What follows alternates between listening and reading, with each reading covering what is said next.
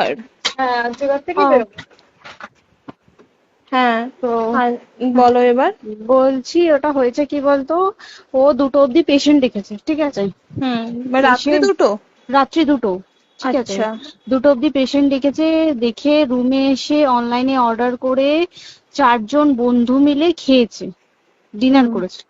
করে ও খুব টায়ার্ড ছিল, যেহেতু 36 ঘন্টা ডিউটি ছিল, টায়ার্ড ছিল। ও কি করেছে, ওই সেমিনার রুমে গিয়ে শুয়ে পড়েছে একটা রেড কালারের ব্ল্যাঙ্কেট ঢাকা দিয়ে।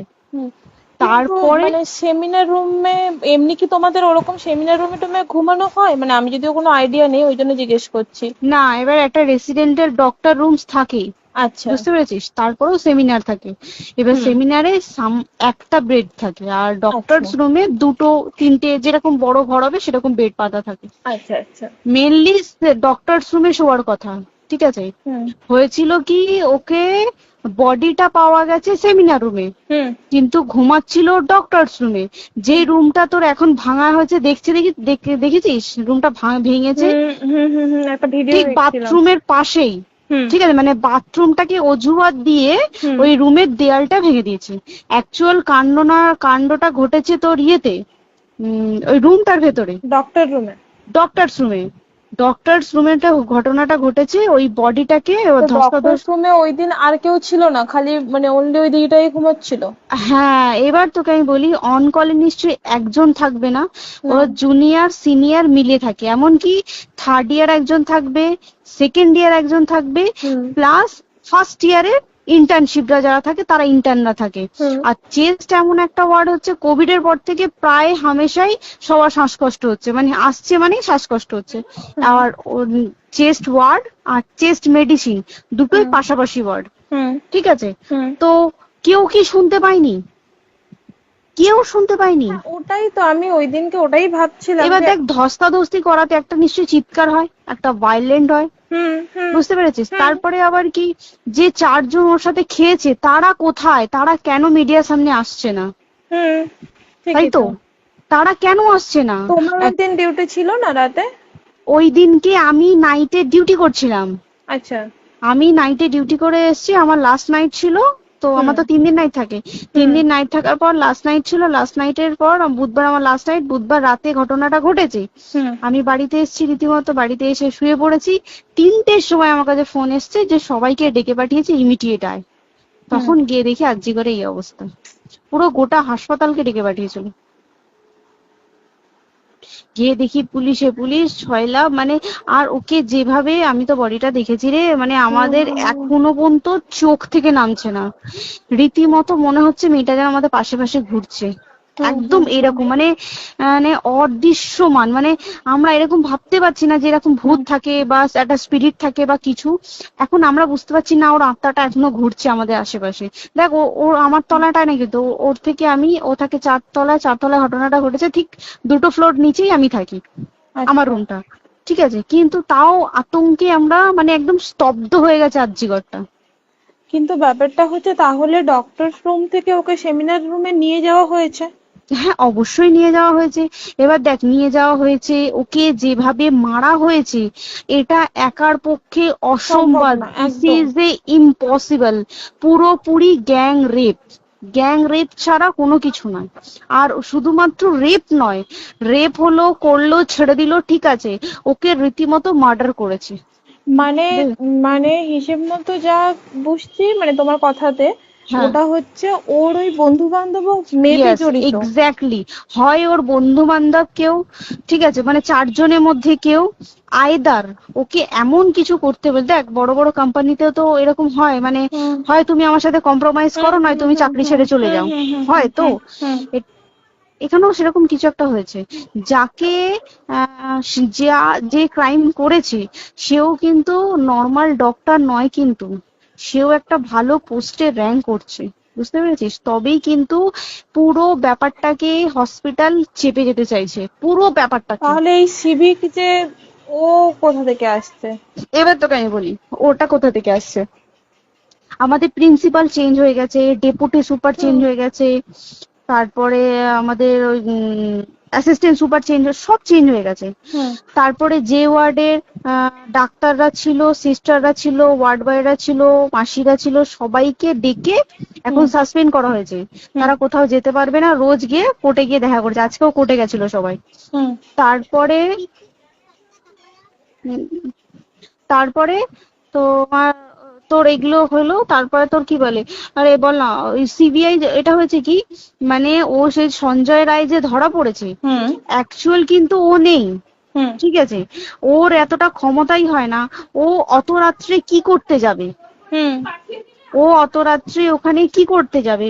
ও না পেশেন্ট, ও নাকি বলছে দালাল পেশেন্ট নিয়ে গেছে। তো পেশেন্ট নিয়ে যখন গেছে, দিদিটার রুমে যখন যাবে, নিশ্চয়ই দিদিটার রুমে কোনো কাগজপত্র দেখাতে যাবে। সেই অবস্থায় গিয়ে দেখে যে এরকম এরকম ঘটনা, তা ঝাঁপিয়ে পড়েছে ওর উপরে। হুম এরকম কিছু কি, তাও কিছু নয়, শুধু গেছে, দেখছে ড্রিঙ্ক অবস্থায়, ওকে ক্যামেরায় দেখা গেছে ড্রিঙ্ক অবস্থায় গেছে আর এসছে, এইটুকুই দেখা গেছে। তারপরে হচ্ছে কি, তোর অনেক রকম, এখানে অনেক রকম ব্যাপার আছে। যে দিনকে ঘটনাটা ঘটে তার ঠিক দুদিন পরে ওই সেমিনার বাথরুমের অজুহাত দিয়ে ডক্টর যে রুমের দেওয়ালটা আছে, ওই দেওয়ালটা ভেঙে দিয়েছে। কেন? প্রথমে ওকে বললো সুসাইড করেছে, আমাদের যখন ফার্স্ট খবর আছে তখন সুসাইড করেছে। হুম তারপরে যখন হসপিটালে যাই তখন গিয়ে শুনছি নাকি না, সুসাইড করেনি, এটা রেপ করেছে, রেপ করে মার্ডার করা হয়েছে। হুম বুঝতে পারলি, এখানে বিশাল বড় একটা গেম চলছে। আর যে ওর উপর কি রাগ ছিল মানে? হ্যাঁ হ্যাঁ হ্যাঁ হ্যাঁ হ্যাঁ হ্যাঁ একদম আমি তোকে কি বললাম, শোন, তুই যদি কারোর সাথে কম্প্রোমাইজ করি তাহলে তোর পোস্ট বাড়বে, হুম হুম তুই হুম কারোর সাথে কম্প্রোমাইজ করবি না, তোকে মার্ডার করে দেবে। মানে মানে ওরকম টাইপের কিছু বলছো তো? এরকমই টাইপের কিছু একটা ছিল। আইদার খুব রাফ, মানে খুব রাগ, খুব মানে খুব ওর উপরে খুব ফ্রাস্ট্রেশন ছিল, যারই ছিল খুব ফ্রাস্ট্রেশন ছিল। শুধু ওকে মারিনি রে, রীতিমতো মার্ডার করেছে। ওর যে ক্ল্যাচারটা ছিল, ওর আমি শুনেছি এটা। ওর ইউরিনের রাস্তায় ক্ল্যাচারটা ঢুকিয়ে দিয়েছে, তুই জানিস? মানে কি বলবো, মানে ওকে দেখা যাচ্ছে না, আমরা তো দেখেছি নিজের চোখে, ওকে দেখা যাচ্ছে না। মানে একটা ব্লিড, মৃত্যু কতটা, মানে এইটা মানে প্রচন্ড কষ্ট পেয়ে একটা মেয়ে মারা গেল। আর ওর যে গলাটা চেপে ধরেছে, ওর ওই চেপে ধরাতে মানে এতটাই জোরে চেপে ধরেছে যে ওর চোখ ফেটে রক্ত বেরিয়েছে। বুঝতে পেরেছিস? মানে মানে কি বলতো, যদি ধরা পড়ে না, উচিত মানে যারা এটার সঙ্গে দায়ী না, আর এই যে সিবিআইটা হয়েছে, সিবিআইটা একমাত্র আমাদের জোরেতেই সিবিআইটা এসছে। মানে আমরা ওই সঞ্জয় রায় একার পক্ষে সম্ভব না এইসব। তারপরে পোস্টমর্টম রিপোর্টে তুই জানিস ওই আমাদের ভাজাইনা থেকে 150 গ্রাম স্পার্ম বেরিয়েছে। পোস্টমর্টম রিপোর্ট 150 গ্রাম স্পার্ম, মানে বুঝতে পারছিস? নট এ ক্যালকুলেটেড, মিনিমাম কম করে 6 থেকে 7 জন করেছে ওকে রেপ। ছি ছি ছি। ওই জন্যই তো আমরা এতটা বেশি ভাইলেন্ট হয়ে গেছি, বুঝতে পেরেছিস? আর তারপর দেখো, একটা মেয়ে তার কাজের জায়গাতেই ছিল, এমনটা নয় যে রাস্তাঘাটে কোনো বিপদ, তার কাজের জায়গাতেই সেফ নয়। শোন দেখ, বড় বড় কোম্পানিতে কি হয়, রুমের ভেতরে এগুলো হয়, মানে ধর রুমের ভেতরে হলো, যেমন কল সেন্টারে হয়, নাইট শিফটে হয়, এইগুলো একসেপ্টেবল।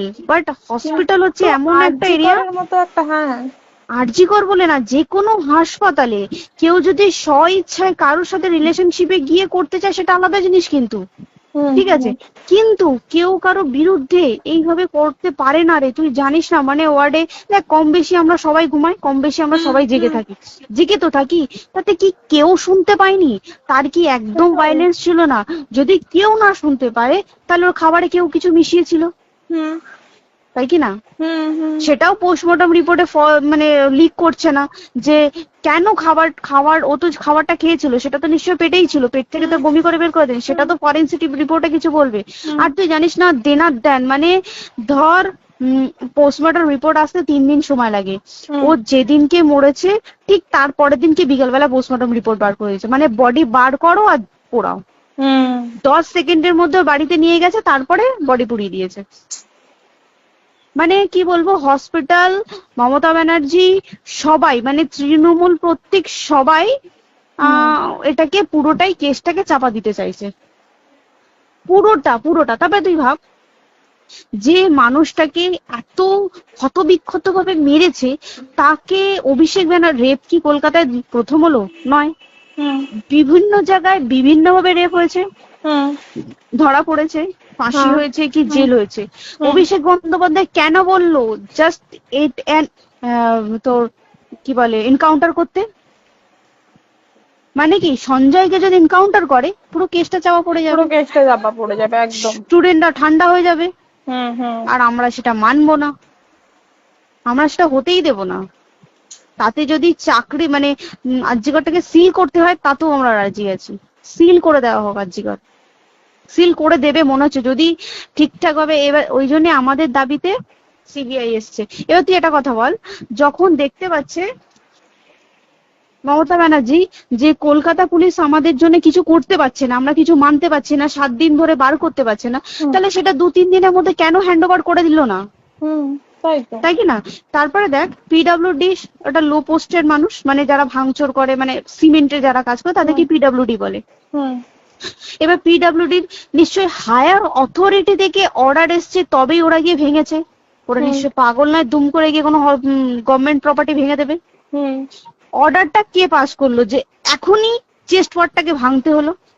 সিবিআই আসা পর্যন্ত অপেক্ষা করতে পারতো। কারণ আজকে অত বড় বিক্ষোভ হবার কারণ কি হচ্ছে? একটাই কারণ, যে মেয়েটি মারা গেছে ঠিক আছে, কিন্তু তাকে এত বেশি মলেস্ট করে, এত বেশি রেপ করে বা বেশি ওকে মেরেছে, তার কি কোনো প্রতিবাদ নেই?